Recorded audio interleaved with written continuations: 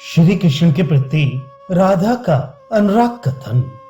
श्री कृष्ण के पास जाकर एक सखी श्री राधा का अनुराग वर्णन करते हुए कहती है कि हे श्री कृष्ण, पूर्णिमा विधुमुखी श्री राधा चित्रपट में तुम्हारा प्रतिबिंब देखती हुई तुमको अंजन के समान अपने नेत्रों में धारण करती है और तुम्हारे गुणों को सुनती हुई नील कमल के कान फूलों के समान तुमको कानों में धारण करती है एवं हृदय में तुम्हारा ध्यान करती हुई वक्ष स्थल पर नव नीलमणि के समान तुमको धारण करती है।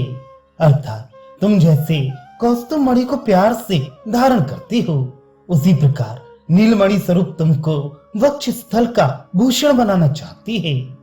हे श्री कृष्ण, सुमुखी राधा अंतःकरण से शून्य सी हो रही है, कारण कि सब सेवकाओं के वचनों से जैसे तैसे ग्रहण किए हुए तांबूल का सारी रात बीतने पर भी उसे खाने का स्मरण नहीं रहता।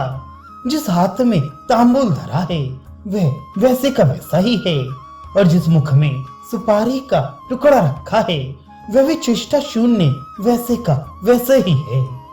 हे जगतपति, तुम्हारे प्रेम रूपी पावक में दग्धांगी श्री राधा बेहोश होकर शैया से खिसककर भूमि पर गिर पड़ी है। पुनः वह असमर्थता के कारण उस शैया पर नहीं जा सकती है।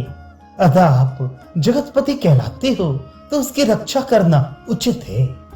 हे मुरारी, मृग शावक नयनी श्री राधा के साहस की अधिकता का किस प्रकार वर्णन करूं। वह तो खेद रूपी समुद्र में पड़ी हुई भी तुम्हारे प्रेम भार को धारण किए हुए है। हे कृष्ण, राधा तुम्हारे संदेश रूप अक्षरों को गायन रूप में परिणित करके गाती रहती है, अलगोचे में कहती रहती है, वीणा पर बोलती रहती है और पिंजरे में बैठे हुए तोते को पढ़ाती रहती है।